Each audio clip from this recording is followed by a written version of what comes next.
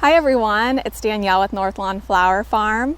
Well, I just got done installing our Mango Villa birdhouse here on our farm, and I thought I'd go ahead and show you the process, because when you purchase a birdhouse like this, it doesn't come with the post, and so you have to go ahead and pole dig the post into the ground. So I just wanted to go ahead and film that process for you in case you've never used a post hole digger before, or maybe you've never purchased this kind of lumber.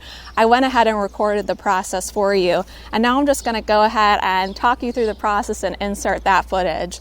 So the first thing you're going to do is you're going to want to buy a post. So for this specific birdhouse, I needed a 4x4 post, and I decided I wanted the post to stand at about 8 feet tall. So I bought a 4x4 by 8 foot post down at our local Tractor Supply, and this is ground treated lumber. And my husband was with me that day, so he was able to bungee it to the back of our truck. But I've been there before all by myself, and usually the guys at these kind of places are really helpful. They'll go ahead and put it in the truck for you, bungee it for you. Just go ahead and make sure you bring some bungee cords. So then you're going to go ahead and bring the post home, and that's when the fun begins. And that's when we're going to go ahead and use our post hole digger. And a post hole digger looks like this, but basically it's just two blades that cut the perfect size hole for a post to go into. And I've seen some improper use of this tool. I've had to learn how to use this tool properly over the years. So let me just share some points to have success, and also just to make it easy on your body when you use this tool. The first tip is to always dig your pole when the soil is moist. I have dug a pole when the soil is bone dry. The experience is night and day. So whether you wait until you have a snow or a rain and your soil is nice and moist, or whether you go ahead and moisten the area with a garden hose or a watering can, do whatever means necessary to go ahead and moisten the soil where you're going to dig the hole. The second tip is to make sure you have really sharp blades. Now, we purchased this pole digger just as a used tool. I think it only cost us maybe $7. Sometimes the blades on these used tools can be a little dull, so you want to go ahead and sharpen them. And then the third tip is let the tool do the work for you and take your time. So I have some footage here to overlay to show you, but all you have to do is stand up straight, nice and tall, with your feet on either side of you. You're going to raise the pole digger up. You're going to push it down. You're going to separate the handles. And that is what's going to go ahead and take the soil out of the ground for you. And you just keep doing that.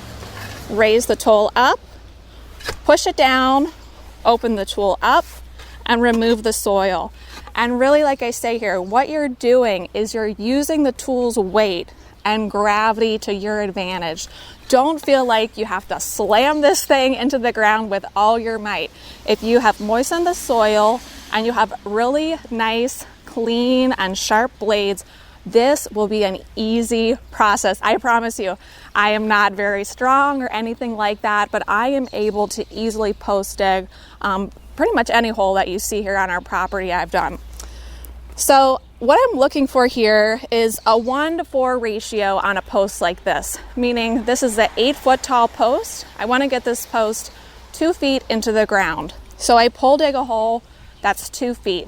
So once you've got your hole dug, all you have to do next is just put your pole right into the hole, and then you want to backfill it with the native soil, and then you want to stomp on that soil really, really firmly. Get that soil nice and tight and compact into the ground.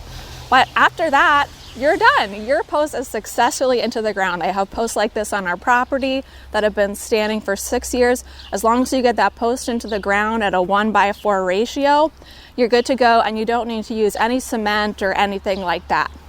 So once you have your post in the ground, you're ready to install the house itself.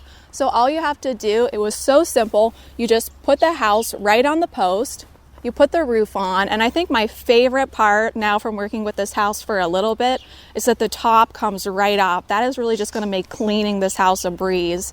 And then I asked my husband to come out and just drill one screw right here in the back of the house. He just did one screw back here. You could probably do one on each side if you prefer, but this thing is nice and secure and it's not going anywhere.